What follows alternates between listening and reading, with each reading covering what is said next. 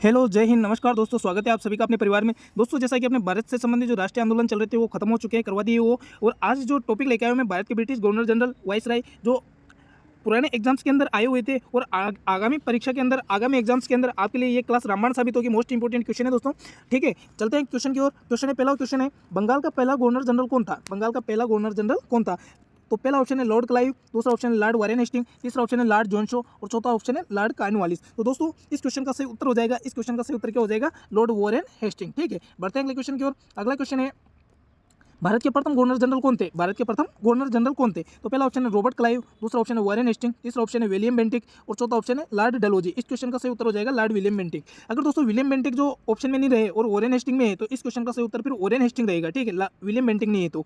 और अगर दोनों ऑप्शन में दे रखे तो फिर इसमें विलियम बेंटिक सही रहेगा। ठीक है, विलियम बेंटिक करना है इसका। ठीक है, भारत के प्रथम गवर्नर जनरल। बढ़ते हैं अगले क्वेश्चन की ओर। थोड़ा सा मैं आपको बता देता हूँ, जो गवर्नर होते हैं वो 1773 ईस्वी से पहले जो भारतीय प्रांत में जो ब्रिटिश कंपनियां थी उसमें सर्वोच्च अधिकारी का पद होता था। और गवर्नर जनरल जो है वो 1773 के बाद में, मतलब 1773 से 1858 ईस्वी तक भारत में जो ब्रिटिश शासन का सर्वोच्च अधिकारी होता था। ठीक है, सर्वोच्च अधिकारी होता था। बढ़ते हैं अगले क्वेश्चन की ओर। क्वेश्चन है दोस्तों, क्वेश्चन है, स्वतंत्र भारत के प्रथम गवर्नर जनरल कौन थे? स्वतंत्र भारत के प्रथम गवर्नर जनरल कौन थे? तो इस क्वेश्चन का सही उत्तर क्या हो जाएगा? पहले ऑप्शन देख लेते हैं। पहले लॉर्ड माउंटबेटन, सी राजगोपालाचारी, डॉक्टर राजेंद्र प्रसाद और वीवी गिरी। तो इस क्वेश्चन का सही उत्तर क्या हो जाएगा? स्वतंत्र भारत का जो प्रथम गवर्नर जनरल था दोस्तों, लॉर्ड माउंटबेटन। ठीक है, लॉर्ड माउंटबेटन। जबकि अंतिम और प्रथम भारतीय गवर्नर जनरल, ठीक है, अंतिम भारतीय जो गवर्नर जनरल जो थे और सी राजगोपालाचारी थे। कौन थे? सी राजगोपालाचारी। ठीक है, बढ़ते हैं अगले क्वेश्चन की ओर। अगला क्वेश्चन है, भारत में ईस्ट इंडिया कंपनी द्वारा नियुक्त अंतिम गवर्नर जनरल कौन था? ठीक है, भारत में ईस्ट इंडिया कंपनी द्वारा नियुक्त अंतिम गवर्नर जनरल कौन था? तो पहला ऑप्शन है लॉर्ड कैनिंग, लॉर्ड माउंटबेटन, सी राजगोपालाचारी, लॉर्ड ओवेल। तो इस क्वेश्चन का सही उत्तर क्या हो जाएगा? इस क्वेश्चन का सही उत्तर हो जाएगा सी राजगोपालाचारी। ठीक है दोस्तों, बढ़ते हैं अगले क्वेश्चन की ओर। अगला क्वेश्चन है, भारत का पहला भारतीय गवर्नर जनरल कौन था? भारत का पहला भारतीय गवर्नर जनरल कौन था?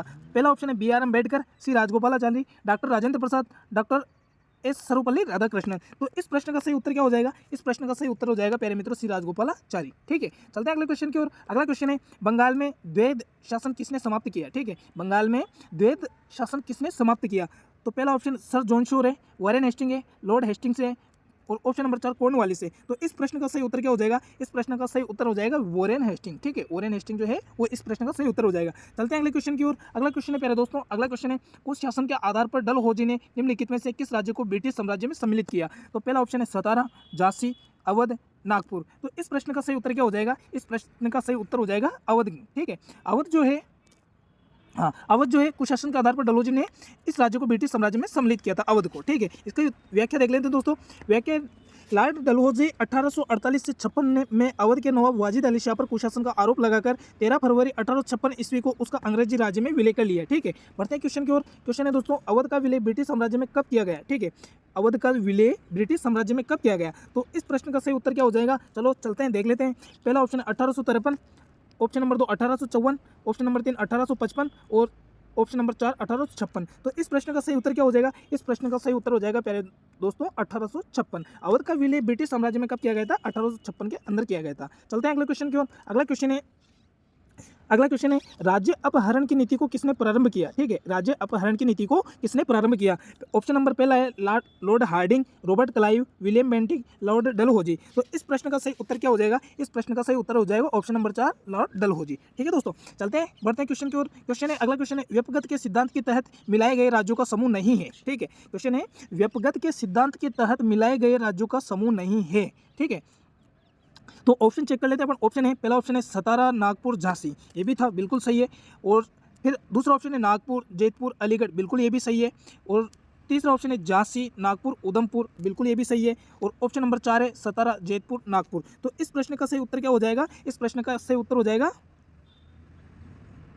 सॉरी, हाँ चलो ऑप्शन वापस चेक कर लेते हैं अपन। सतारा, नागपुर, झांसी, बिल्कुल सही है। नागपुर, जयपुर, अलीगढ़, इसको छोड़ दो। झांसी, नागपुर, उधमपुर, बिल्कुल सही है। सतारा, जयपुर, नागपुर। तो इस प्रश्न का सही उत्तर क्या हो जाएगा? नागपुर, जयपुर, अलीगढ़। ठीक है, नागपुर, जयपुर, अलीगढ़ जो है इस प्रश्न का गलत आंसर है। व्यपगत के सिद्धांत के तहत मिलाए गए जो राज्यों का समूह नहीं था वो ये नागपुर, जयपुर, अलीगढ़ को नहीं मिलाया गया था। सतारा, नागपुर, झांसी को मिलाया गया, झांसी, नागपुर, उधमपुर को मिलाया गया और सतारा, जयपुर, नागपुर को मिलाया गया। बढ़ते हैं अगले क्वेश्चन की ओर। अगला क्वेश्चन है, किस अंग्रेज गवर्नर जनरल ने बंगाल में स्थित पूसा में कृषि अनुसंधान, हाँ, किस अंग्रेज गवर्नर जनरल ने बंगाल में स्थित पूसा में कृषि अनुसंधान संस्थान की स्थापना की थी? ठीक है, क्या है? किस अंग्रेज गवर्नर जनरल ने बंगाल में स्थित पूसा में कृषि अनुसंधान संस्थान की स्थापना की?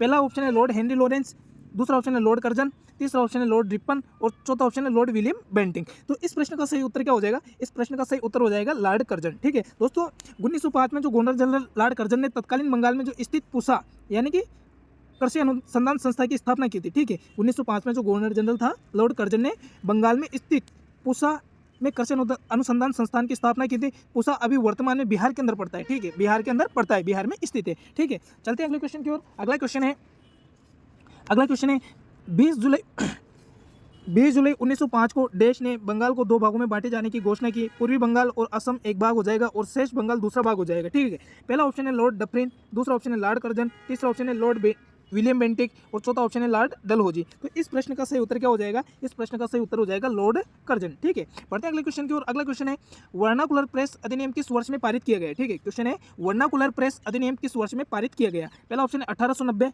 1878, 1877, 1887। तो इस प्रश्न का जो उत्तर सही हो जाएगा वो वर्नाकुलर प्रेस अधिनियम 1878 के अंदर, ठीक है, पारित हुआ था। कब हुआ था? 1878। बढ़ते हैं अगले क्वेश्चन की ओर। अगला क्वेश्चन है प्यारे दोस्तों, शस्त्र अधिनियम आर्म्स एक्ट लॉर्ड लिटन द्वारा कब पारित किया गया? ठीक है, शस्त्र अधिनियम आर्म्स एक्ट लॉर्ड लिटन द्वारा कब पारित किया गया? पहला ऑप्शन है 1880 में, 1878 में, 1879 में और 1881 में। तो इस क्वेश्चन का सही उत्तर क्या हो जाएगा? इस क्वेश्चन का सही उत्तर हो जाएगा प्यारे मित्रों 1878। ठीक है, बढ़ते हैं अगले क्वेश्चन की ओर। अगला क्वेश्चन है बंगाल में राजस्व का स्थायी बंदोबस्त किसने लागू किया? बंगाल में राजस्व का स्थायी बंदोबस्त किसने लागू किया? तो पहला ऑप्शन है लॉर्ड डलहौजी, दूसरा ऑप्शन है लॉर्ड हेस्टिंग्स, तीसरा ऑप्शन है लॉर्ड कॉर्नवालिस और चौथा ऑप्शन है लॉर्ड क्लाइव। ठीक है, तो इस प्रश्न का उत्तर क्या हो जाएगा? इस प्रश्न का सही उत्तर हो जाएगा दोस्तों लॉर्ड कॉर्नवालिस। ठीक है, लॉर्ड कॉर्नवालिस। चलते हैं अगले क्वेश्चन की ओर। अगला क्वेश्चन है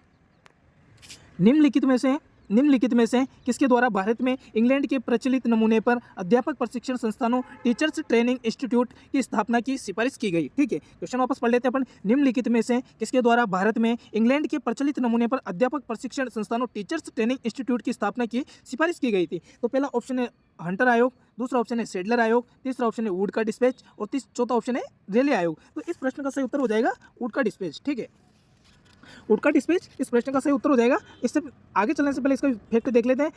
बोर्ड ऑफ कंट्रोल के प्रधान चार्ल्स वुड ने 19 जुलाई 1854 को भारतीय शिक्षा पर एक व्यापक योजना प्रस्तुत की, जिसे वुड का डिस्पैच क्या कहा गया है? वुड का डिस्पैच।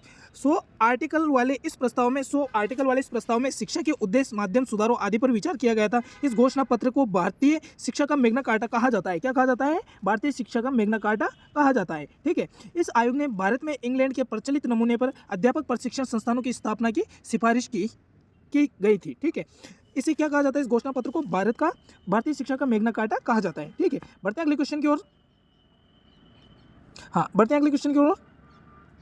अगला क्वेश्चन है निम्नलिखित में से कौन सा आयोग शिक्षा सुधार से संबंधित नहीं था? ठीक है, क्वेश्चन क्या है? निम्नलिखित में से कौन सा आयोग शिक्षा सुधार से संबंधित नहीं था? तो पहला ऑप्शन है हंटर आयोग, दूसरा ऑप्शन है रेले आयोग, तीसरा ऑप्शन है सेडलर आयोग और चौथा ऑप्शन है स्ट्रेची आयोग। दोस्तों इस प्रश्न का सही उत्तर हो जाएगा स्ट्रेची जो आयोग है वो शिक्षा सुधार से संबंधित नहीं था। ठीक है, शिक्षा से संबंधित नहीं था, तो वो कौन सा उत्तर हो जाएगा? स्ट्रेची आयोग। बढ़ते हैं अगले क्वेश्चन की ओर। अगला क्वेश्चन है निम्न में से किसको आधुनिक भारत का निर्माता के रूप में जाना जाता है? निम्न में से किसको आधुनिक भारत का निर्माता के रूप में जाना जाता है? तो पहला ऑप्शन है लॉर्ड कॉर्नवालिस, दूसरा ऑप्शन है विलियम बेंटिक, तीसरा ऑप्शन है लॉर्ड डलहौजी और चौथा ऑप्शन है लॉर्ड कर्जन। तो इस प्रश्न का सही उत्तर क्या हो जाएगा? इस प्रश्न का सही उत्तर हो जाएगा लॉर्ड डलहौजी। ठीक है, इस प्रश्न का सही उत्तर क्या हो जाएगा? बाबा डलहौजी। ठीक है, बढ़ते हैं अगले क्वेश्चन की ओर। अगला क्वेश्चन है